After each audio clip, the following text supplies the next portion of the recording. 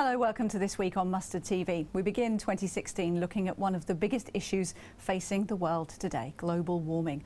Last month, a new agreement was struck at the United Nations Conference on Climate Change in Paris.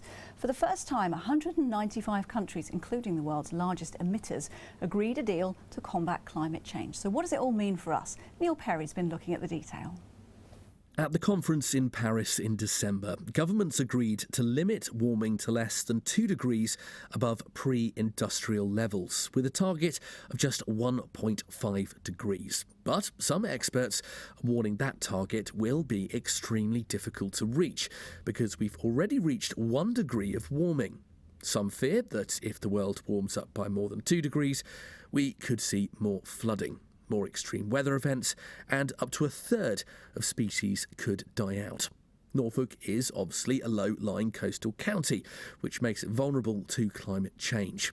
Some projections have suggested that parts of the county could be underwater by 2050. Higher sea levels, heat waves, droughts and storms are more likely to take place as average global temperatures rise. So does the Paris deal go far enough? And are we doing enough to combat climate change? Well, here to discuss those issues, Clive Lewis, Labour MP for Norwich South and the Shadow Minister for Energy and Climate Change, and Rupert Read, who's the Green Party's transport spokesperson. Gentlemen, what do you think of the Paris deal? Does it go far enough? I think it's a start. I think we've got to try and be as optimistic as possible about it. I think the 1.5 degrees, that target that's been put down, is good. I think that's something that we should be pleased about. But my concern is that there are no mechanisms within the deal, or too few mechanisms, to actually achieve that. I think there have been some very positive things that come out of this, and I think we need to appreciate that, because what we're already seeing at the moment, that some climate skeptics are saying, well, actually, this isn't worth the paper it's printed on, why even bother at all? So I think it's quite important that we say there have been many positives that have come from this, but also be quite realistic and say that there needs to be a lot more work done on this deal. Rupert Read, what did you make of it? Yeah, well, picking up the point about climate skeptics, there's no logic at all to what they're saying about this. A few months ago, they were all saying, well, there's no problem, there's no issue at all. And now they're saying, oh, the problem's too big, the Paris Agreement isn't going to be big enough to reach it. No, they can't have it both ways. But look, I think we need to go a little further than what Clive said in terms of what's problematic about this agreement. It's better to have an agreement than no agreement, but only just. There's lots about this agreement that's so weak. So, for example, one of the really bad things about the agreement is that they're banking on what's called carbon negative technologies. That means sucking carbon out of the atmosphere. How is this going to happen? This is totally untried, untested, and potentially very dangerous technology. It's what's technically called geoengineering, engineering the whole planet. It involves a kind of absurd idea that human beings can take control of our weather systems and our climate completely and manage that by putting mirrors in space and stuff like this. It's crazy stuff, really, Claire. And we need to have an agreement which would actually not rely on such unproven technologies, and that would be much more solidly based on what we in the Green Party say, which is reducing emissions and reducing waste. Is there crazy stuff in this deal?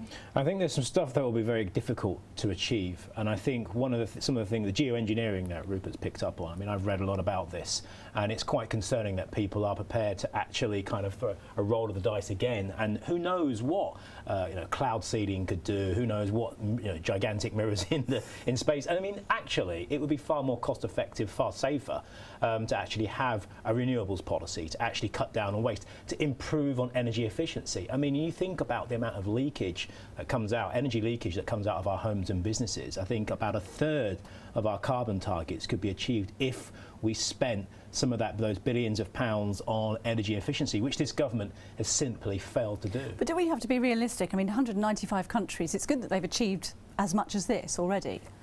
Look, it's good, as I say, that there's an agreement rather than no agreement, but Claire, we need to be clear, an awful lot of this agreement amounts to simply countries sort of promising to do something. There's very little, I'm afraid, by way of actually legally binding enforcement mechanisms. So again, we need to go a lot further than this agreement if we're going to have a decent chance of bequeathing a safe planet and a safe climate to our children. And that's really what it's all about here. We're talking about giving our children and our grandchildren the right to expect that they're not going to live in a climate chaotic world, that they're not going to have, for example, the kind of floods that we saw saw in Norfolk here a couple of years ago, every single year. I mean, that's the kind of potential future that awaits. And it really would be the height of responsibility if we don't rise to the challenge and put in the kinds of policies that are needed to stop that future from happening and to give us a better one. Should these targets be legally binding? Can it be done? I don't know if it can be done. I mean, that's what they try to do at Paris. I think it's extremely difficult when you've got 195 countries with very disparate agendas, but it has to be attempted. But one of the things that I think has come out of this is a number of local authorities and cities have actually said, well, that's the basic structure, there's an agreement there, but we can go a lot further, a lot faster. So some of the big cities around the world, and I know local authorities are now saying, well, the next stage may be, well, we are potentially, in terms of producing carbon, we produce a lot, we're big cities. How do we as cities and local authorities begin to cut back on that? So there's a lot that we can do at a local level to be able to tackle that. And I'm really proud that Norwich City Council is one of those that has said that it will try to, or it's signed up, pledged to get all of its energy from renewable sources by 2050. And there's 70 other local authorities that are pledging to do that. So there are other ways that we can do. People can keep on putting pressure on governments around the world. And I think that's something that I've seen increasingly has made the political space to achieve these agreements, and there's so much more yet that needs to be done. What else would you like to see done, Rupert Read? I think what Clive just said is great, but unfortunately, if we think about what the stance of the Labour Party and the Labour Council are on this, we do have to name the elephant in the room, which is the Northern Distributor Road.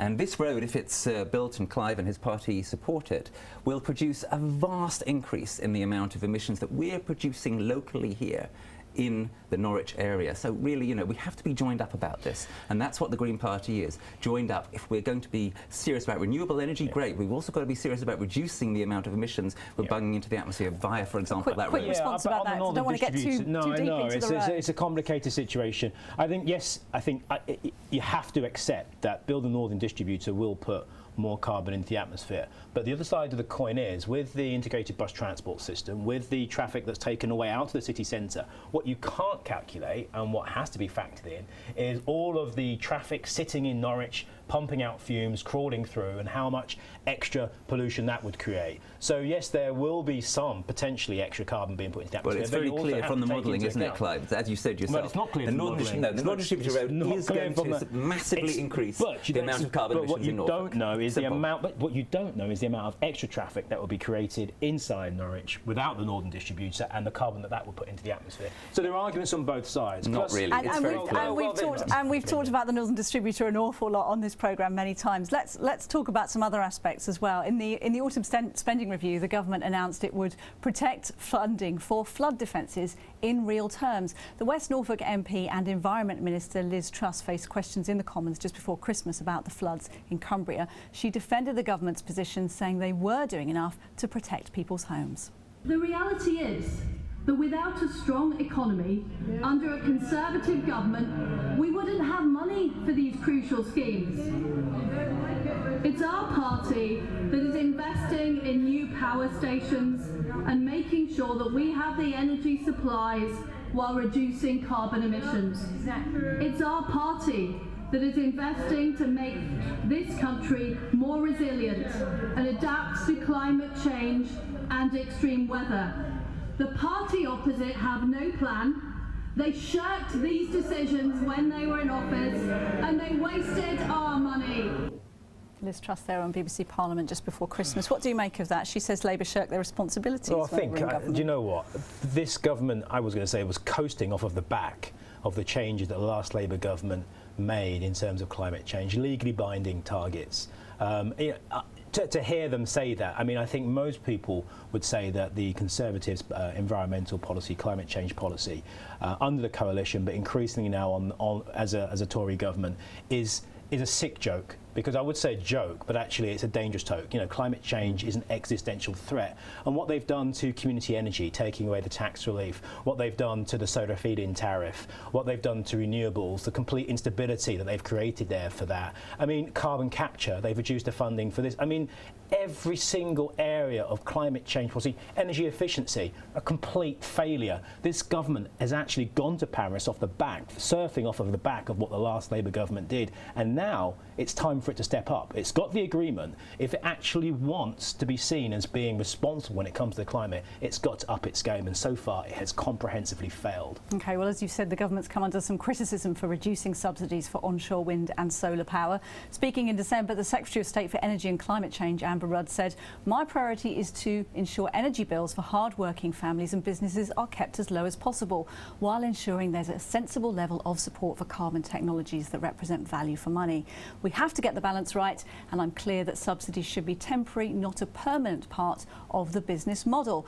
When the cost of technology comes down, so should the consumer-funded support." She's saying, Rupert Read, that we shouldn't put taxpayers' money into subsidising this industry. Then why do they want to put vast amounts of taxpayers' money into subsidising nuclear? Why have they expanded enormously the subsidies on fracking? I mean, it's completely absurd. It's completely absurd. This is the ungreenest government ever. Let's be absolutely clear about that. The feed-in tariffs reduction is absolutely devastating for the solar industry. It's really bad news also for lots of people in Norwich and other places who have these solar panels on their roofs who, you know, in good faith thought, well, I'm going to go in for this and try to do the right thing. So it's really, really unacceptable. But again, I mean, we do have to be clear, Labour does have some responsibility here. They did much less than they could have done in some of these areas. One area which is especially concerning to us in the Greens and concerning to us here in Norfolk is fracking. And we don't know where Labour stand on fracking. It seems as though most people in Labour are actually quite willing to let fracking go ahead. That's not true. They could have had, let me just finish the point. They could have had a clear moratorium on fracking. They could have said no to fracking and cut the legs off this before it even got going. That's what we in the Green Party wanted, but unfortunately they haven't done that. A quick response to fracking, then we'll go to a break. The safeguards that Labour put in place on fracking meant that it pretty much made it economically unviable, I suppose, in many ways. That's why the government are getting rid of them. The safeguards are in place to stop them from fracking on sites of special scientific interest, fracking through aquifers in national parks. These were the bare bones before we would consider looking at that. And this government has completely, has completely gone through those, gone through them, roughshod through those, and has gone, and not just through Parliament, not given Parliament the chance to debate on this. It's actually trying to do it through it's done it through secondary legislation. It's trying to do it on the quiet. And many of the announcements, for example, on the 150 or 60 fracking licences, were done on Thursday, the day that Parliament broke up. It's absolutely outrageous that something as potentially devastating and the impact this could have was put through on the last days of Parliament. Okay. So I think it is quite shocking. The government, of course, says it's putting measures in place to safeguard those national parks. But we'll talk some more after the break. Stay with us, because we'll be talking more about climate change and what we can do to deal with the problems that it might create here in Norfolk.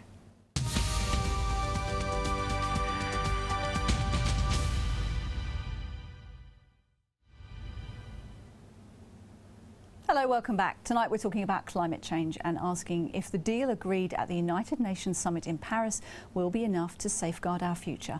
Here in Norfolk, we're vulnerable to climate change because a lot of the county's land is close to sea level and we have a long coastline to protect. In some parts of the county, local groups have been campaigning for more money for sea defences. In Hemsby, Lorna Bevan-Thompson runs the Lake and Arms pub and has been fundraising for sea defences after the town lost 5 homes to the sea. Ultimately, we obviously want much bigger defences on our coastline, and it is something that I do firmly believe that the government should be involved in. It shouldn't be down to just, local people like ourselves that have no specific knowledge but are just trying to do our best. It shouldn't be down to us to protect something as important as our national coastline and our way of life here in Hemsby. Well, here to discuss the climate change deal in Paris and what impact that might have on us here is Labour MP Clive Lewis and Rupert Read from the Green Party. Gentlemen, Hemsby's a motive, isn't it? Because we saw those houses topple over into the sea in 2013. Who should pay for those sea defences? Well, I was going to say that I've stood with those people, the Save Hemsby people, on the beach there. And it's tremendous the work that they're doing. As Lorna said, the government should step up here and play its full part. But of course, all of this work to have better coastal defences and river defences and so on is going to come to nothing unless we tackle the root causes of the problem. We have to tackle the root cause of the problem. We have to stop climate change at source. Otherwise, it's all going to be like King Canute. So that's why we in the Green Party say we have to look at what the source is, right? And the real source of the problem is economic growth. It's endless economic growth. And that's why, when I hear Clive speak about this, I think it's great what he has to say about this issue, and his intentions are really good, but, good intentions are not good enough. And sooner or later, you've got to see where the difference is between warm words and hot air. That's why we have to talk about economic growth, because as long as we keep on growing the economy, as long as we keep on pumping more and more CO2 into the atmosphere, as long as we have more and more industrial activity, we're never going to tackle the root causes of this problem. So we have to be honest about this. This is going to be a difficult issue to tackle because it involves changing the whole way we do our economy. And it's not just our country, though. I mean, I think this is the important thing. Sure. I mean, we contribute 3 or 4% of the total kind of carbon output of the world. So it's a global issue. And one of the signs that I saw at Paris quite a lot was system change, not climate change, which means changing how we run our economy, who it's run for, and how it's run. I think that's really important to look at, and that's something that the Labour Party, I think, now under Jeremy Corbyn, it will seriously look at in this country. Who does our economy work for? How does it work? What are our priorities? But I think, look, it's right. Central government should be funding flood defences. I think resilience is something also as well that needs to be, resilience to climate change, to flooding, needs to be built into our infrastructure. But is there enough money in the pot? I mean, it's easy in opposition, isn't it, to say that? It is easy to say it in opposition, but obviously, you know, we're not a party of austerity. This is a Conservative party that is making political choices when it comes to funding. You know, we're one of the wealthiest countries in the world. We shouldn't have food banks, and we should also be able to afford to feed people, to home people, to clothe people, to invest, and to invest in the infrastructure. Did Labour do enough when they were in power? I think it did a lot more than this government has done. But look, I think when it comes to the root causes and making a start in terms of having legally binding climate change targets and some of the work that was done there, I think it did do. I think it started that ball rolling. But was it enough, though? I mean, well, King Canute. I mean, you're holding back the tide, and let's not forget this is part of a global problem. So did it do enough? I think it started the ball rolling. I think it's done a lot more than the current government's done. Could it have done more? Yes. I think every government can do more. But I think my problem with allowing local communities to fund the flood defences, whilst I think it's fantastic they can do that, my problem is there will be certain communities who can't afford to pay for flood defences, and I think that's why it's imperative that central government are behind that. It shouldn't be down to what individual communities can afford to pay. But ultimately, you know, resilience is going to have to be a part of the solution here. We know that some people are very sceptical. You mentioned in the first part about climate change, and there are certain maps around suggesting that maybe, you know, huge swathes of Norfolk and Cambridgeshire might be underwater by 2050. Is it too alarmist, Rupert, to be talking about these things? Not at all. We need to make a clear distinction here, Claire, between being alarmist and raising the alarm.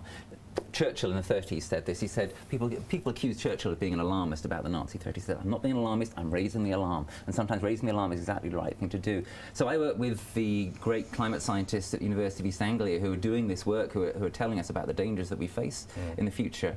And what some of them are saying very clearly when they get to talk about this is, we have to rein in dangerous climate change, and that means that we have to rein in economic growth. Kevin Anderson of the Tyndall Centre says there is no path to taking climate change seriously and stopping it when you continue to go on growing the economy. And that's why it really worries me that Jeremy Corbyn, for all of his good intentions and for all of his green warm words, says we need faster economic growth. So he says we need faster economic growth.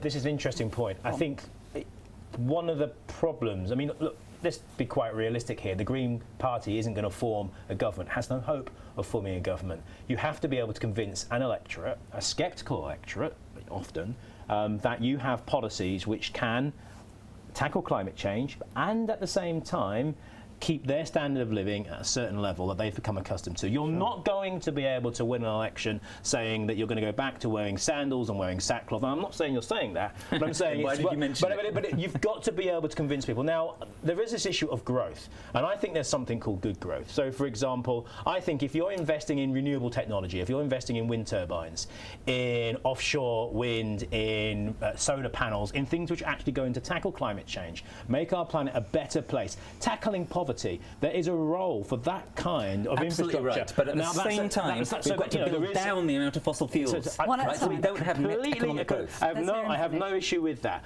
But the reality is there is such a thing as good growth, and I think we have to start looking at that. Not net economic growth. We mustn't keep on growing the economy. Hang on just a moment, Rupert.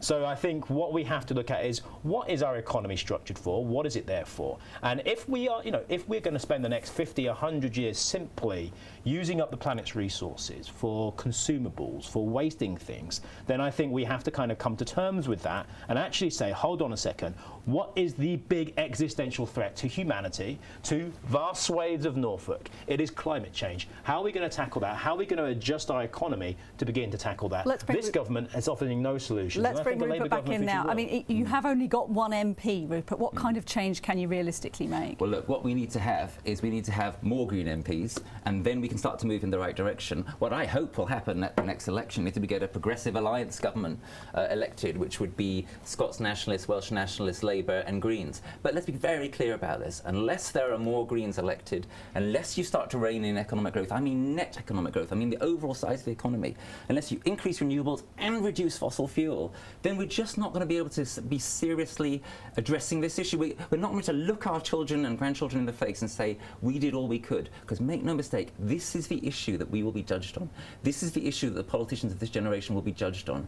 And we in the Greens know where we stand on the issue. Do the other parties? But the problem is, across Europe, and it's not just in this country, even with proportional representation, Green parties are still, even with the threat of climate change, are still faring as a very small parties. Well, we're quite big in some parts of Europe, actually. Of course, but I have not heard of a Green government. I mean, there was a Green coalition in Germany, which, I mean, didn't end so well. The point I'm making is, if what your message is one that is resonating with the public, I haven't seen it happen yet across Europe. So what we have to do... We quadrupled our number of votes last year at the election. Well, let's talk about personal responsibility, General, because that's really important, isn't it? Because if you're failing to attract certain votes, how do we make people realise they need to change their ways and change their behaviour? What can we individually do to help with climate change? Well, as Clive said earlier, it's about system change rather than climate change. We can't address this individually, we have to address it together. So everyone has to take responsibility in their own homes, and, you know, recycling, putting the solar panels on the roof, etc.